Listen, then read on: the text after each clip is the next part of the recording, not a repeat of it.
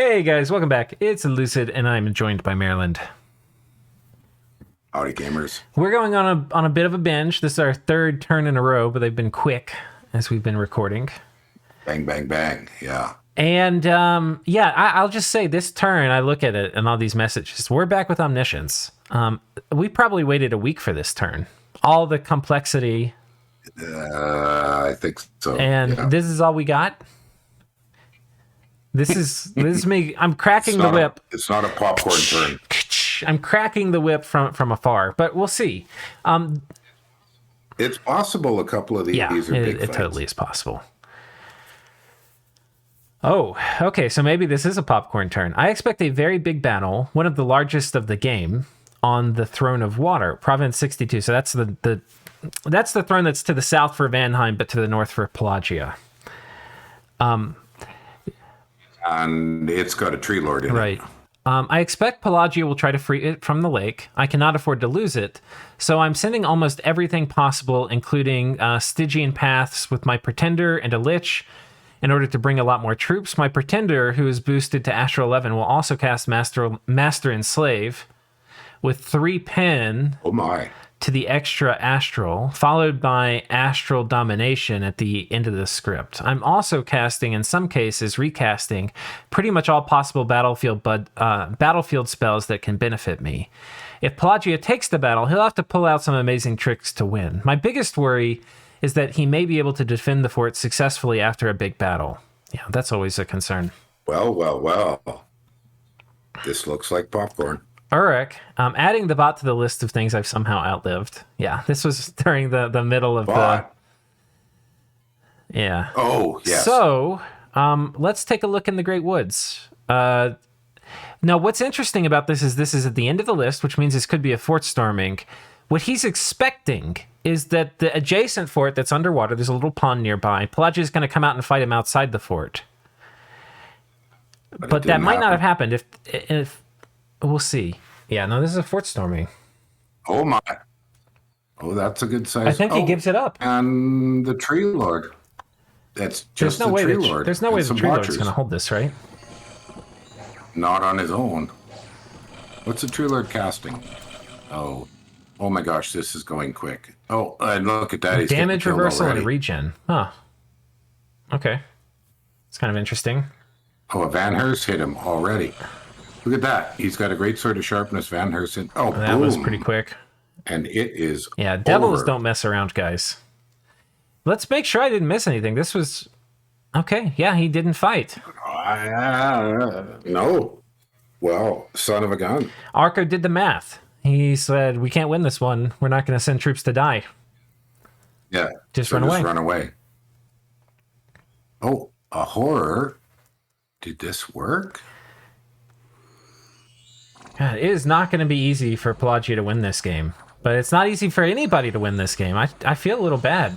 No. Did these guys win? They won. The horse. Oh, they chased him away. They ran. This was a fair amount of PD, too. Oh, and he lost a Windmaster. Okay. I mean, it's not a huge loss, but... Ooh. And some Ghost Riders. Okay, this is not... finally, we see Ghost Riders not being cast by Pelagia. Look at all the red flags. There are red flags. This is a send horror, which is... I think this was cast. This is not like an event or something, right? This was cast probably by Pangaea. Yeah, and that's these are probably my favorite horror. They have 20 protection. They have fear. They have 2 drain life. Yeah, the good old ones. They're ethereal. They're so hard to kill. But, you can... the mages can kind of get them with Frozen Heart. Yeah, okay, they got them. Oh. Yeah. The elementals things like Frozen Heart are kind of the best things to deal with it. But you can see he almost killed all the mages. Yeah. Mm-hmm. And it's going to be hard to replace losses, for everybody. So every mage that dies is probably a quantity of mages that will no longer exist in the game. Okay, a single lich takes this out. Soul Vortex and Vulnerability. I mean, it's... Drain life. It's not much of a... Not much of a just a little bit of PD. Liches are good though. Yeah. Okay. Mm-hmm. A scout. This is pinging, I think, the small force on top of here. He had a golem here. It looks like the golem has disappeared. And this guy was the guy that before it had the wave breaker, but it looks like he doesn't have that anymore. Yeah. All right. Raiding here. Van Jarl rolls in, attacks a big freaking pile of PD, and has a mage. With air elementals. What's on this Van Jarl? Let's find out. Storm Spool? Ring of Regen. Ring of Lightning. And a Ring of Lightning. Frost. He's got shock resistance. Ring of Frost. The thing is, I think the Regen will kind of do it because how it will work is when you get trampled, especially if you're Mist Form got popped. Well, if your defense is high enough, which it is, he's either Mist Form or high defense is going to reduce the trample damage to 1. And you still have a lot of those checks a turn, so air elementals is a pretty good way to kill elves. But the regen, you just regen through it, and he smacked it. He smacked it small pretty darn quick. If he had maybe waited for the PD to close in on this guy before he did the air elementals, it might have worked. But yeah, this guy killed it too fast. Did he? Oh, he didn't even have another weapon. It was just the firebrand. The firebrand. Yeah. Okay. Cool. Elves doing elf things. Well done. And normally it would be like, whatever, an elf killing PD. I mean, first of all, it's a lot of PD, but this would still be kind of whatever. Yeah. But a PD backed with 2 mages is not bad. And we've seen how this sort of thing has just destroyed Elven raiders before. So it has the Frozen Heart shenanigans all the way across. And he did. That was an adjustment. I didn't really pay attention to it. You remember, you're like, is that a Ring of Lightning? I was like, that's a Ring of Frost. Well, why does he have a Ring of Frost on so he doesn't get frozen hearted? Frozen Heart, yeah. So that's like a small little adjustment that can make all the difference. Absolutely. This I think is the arrangement, if you will. Oh, right. Yeah, this is the death gem farming. Sadly, they ran away. They tried to. Yeah, he didn't get me that time. You got a few of them. You got a fair number, actually. How many? Let's see how many he had at the end. Okay, that's not a bad haul. Okay, no, not bad at all. Yeah. So that was this one, and then this was the fort battle. That's it. That's it for the turn, and that wasn't really popcorn. Yeah, it wasn't at all. But oh my god, But look how many what he brought. Yeah. But look at the size. So the rest of it was there in case of a break siege, because it couldn't be scripted to storm. He just brought it in case of break siege, and it was the original army from last turn that was scripted to storm, and it was more than sufficient. I think the thing, though, is if Pelagia, especially if he's still trapped in this fort, what's going to stop Vanheim from taking all these land forts now? I don't think so. I think he's... And there is no movement from Ashdod. This is a tectonic shift. So if Vanheim can take Jotunheim's capital, which... This very well may be the series of moves that makes this capital no longer defendable. If he does, what is to be done? Pelagia is put in a dire position where their victory looks very far off in the distance. If they can't hold Jotunheim, how are they going to win the game? I think we've seen maybe graphs might show a bit of this. But this has put Vanheim, I would think, in number 1 position now. Oh yeah, let's take a look. We haven't looked at graphs in a... Oh yeah, it's tied with Pangaea. Oh yeah. Number 1 in income. Tied for gym income. And research. But this is just started, right? Because they're gonna No, he still has a lot of forts to he get. hasn't even. He does. Well, so the Ashdod attack on Vanheim has not occurred yet. So it looks like maybe I was right that it's on 104. Yeah. Now, some of this maybe is not to second guess Arco, but he has spent a tremendous amount of pearls on things like wishing to snipe strategic commanders. Yes. On wishing for Armageddon. Like a tremendous amount of stuff, like probably 700 or 800 gems by now, like pearls. Oh, I'd be guessing more like 12 to 1500. Yeah. Because we saw a lot of wishes and we have no idea what other ones happened. I mean, he had wishes where he stole items. Remember, if I remember correctly, he stole an item to drown a guy. And then he stole some uniques and had them show up in his capital and killed them. He's done a lot of wishes. So those were all kind of like really cool style plays. However, the flip side of this is we haven't seen major armies from him composed of high tier gym based troops. Not in quite a while. So, like, one thing you can do with Nexus is you get a bunch of pearls and use those pearls to wish for gems. And you spend those gems and you get a pearl rebate, which is nice. If you do that, you can have, like, a ton of death gems. So you're going to have, like, armies of whites. And then you can have a ton of air gems. So you have all these Great Eagles that can pop forts or Draconians. He did use a lot of Ghost Riders. Yeah.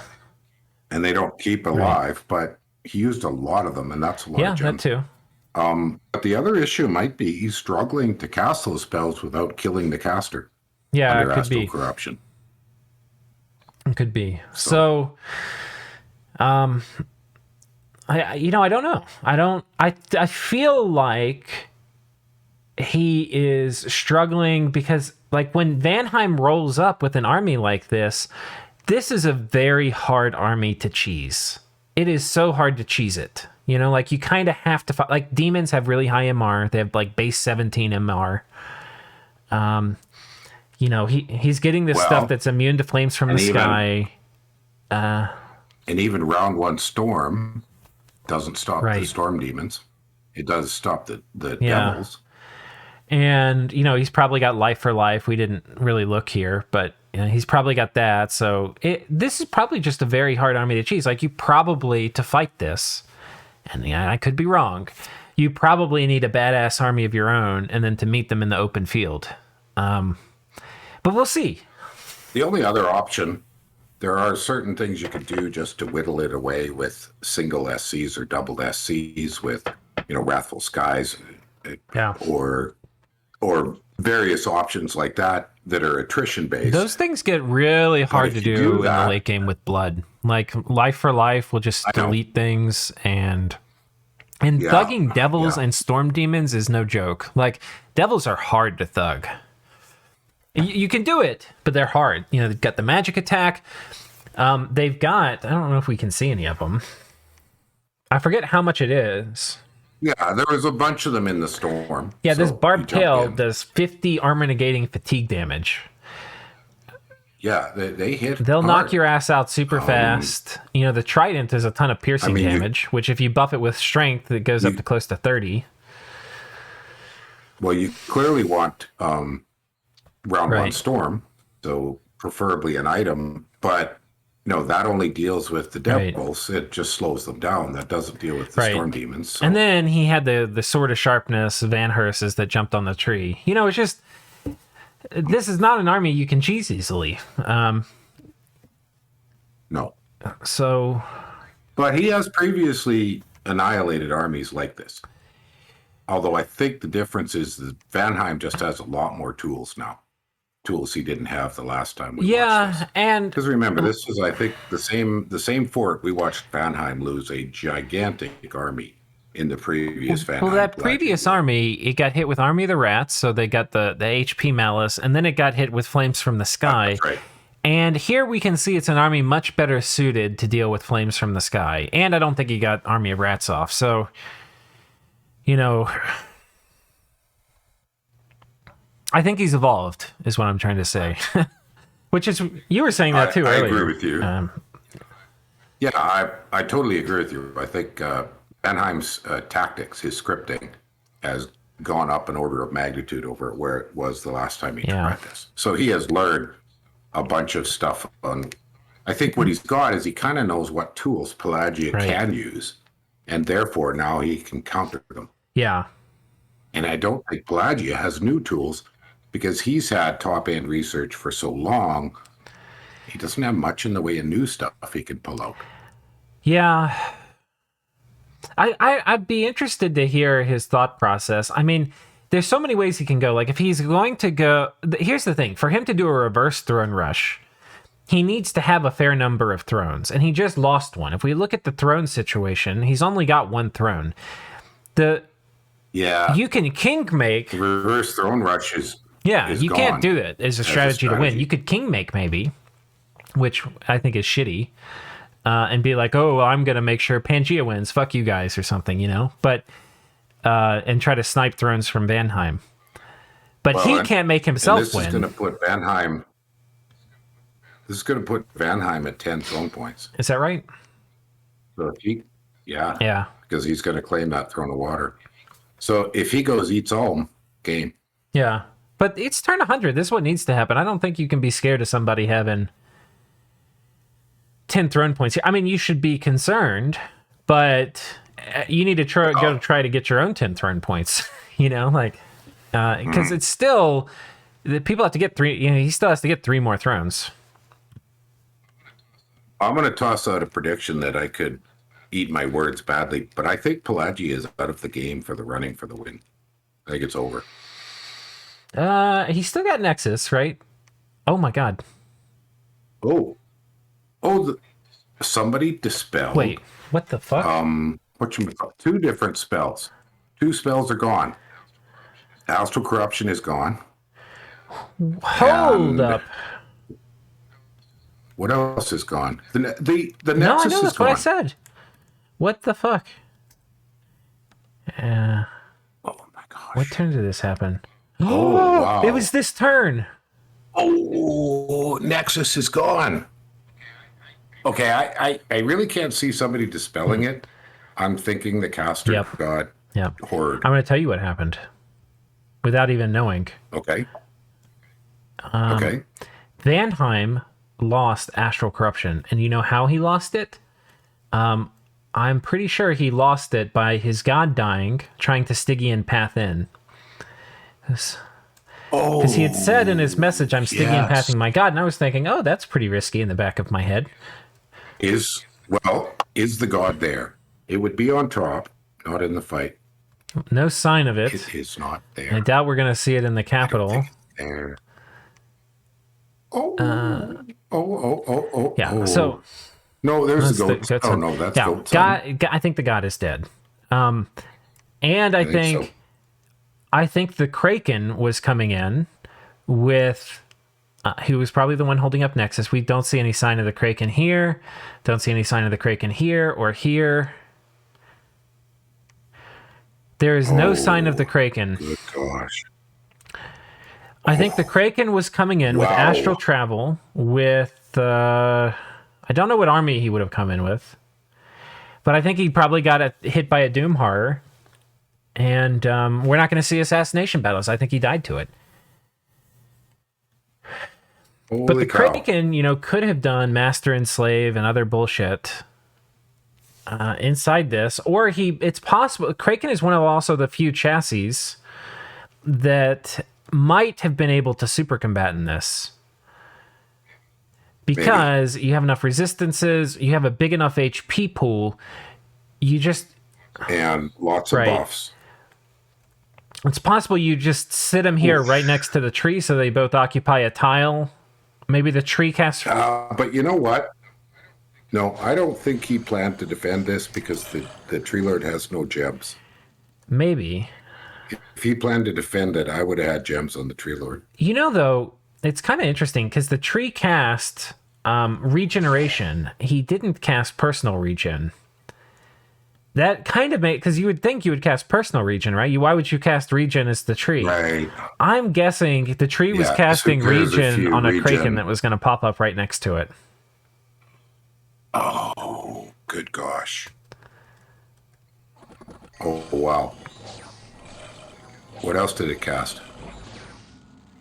The tree. Regen, damage reversal. I don't regen. know. I don't think it's cast much else. And then that's it. But I think the kraken possibly could have survived all this. The kraken is, especially in friendly Dominion, so it's possible he was a super combatant and came in, and he's probably one of the few things that could survive that.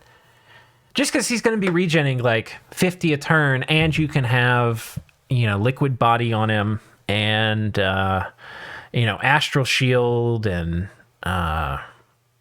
he can be 20 protection. Oh, temper flash. Either temper flesh or liquid body. I don't remember the path. And you can give him 2 shields, so he can have a vine shield, broad. And he can also have a Sculptata Volturnus, and then you can stack defense, or you could just purely stack. I mean, there's so many different ways. Krakens are really, really tough. I probably have some notes here related to that. Oh no. Well, damn, Marilyn, you said I think they're out of it, and this might be the nail in the coffin. I think so. I mean, that was their whole thing. They were small, but they had Nexus. So, see, the loss of astral corruption, it doesn't damage Vanheim's attacking offensive power. It's more of a defensive kind of thing, and it wasn't very hard on Pangaea. I think the key target for astral corruption was Pelagia. Yeah, of course. Yeah. So I don't think the loss of it hurts Vanheim hardly at all. Whereas the loss of Nexus is devastating because, that's effectively 1,000 gems. Well, 1,000. We don't know how much he put in it, but it was probably that 1,000. Much. I would have. Eventually, plus you would have cast it a little lower the first time and then overcast it as you had the extra gems. Yeah. God, that's a lot of pearls. Whoosh. Well, there's our popcorn for this turn. I mean, and it wasn't even in the battle. The popcorn is just the global screen. No, the popcorn is. Maybe this isn't a popcorn. Maybe this is a conciliatory beer. Let's think through the implications of this, though. The implications are huge. It means you can't fear. I mean, Arco's a great player, but you can't fearmonger against him anymore. I mean, look at him. Province Graph. Like, you can't fearmonger against this. This guy is now officially, I'm dubbing him, he's a strategic ally for everybody that wants to have him. Nexus is down. Yeah, sure, he shat up the world by casting Armageddon a few times, but look at his gem income and maybe army size. He's done. He's done. Because now he loses those forts, and that's a lot of the rest of that gem income. And if we check army size, did he take a pounding this turn? I don't think so. I think he's okay. But he's the lowest. He's the lowest of all the players. He's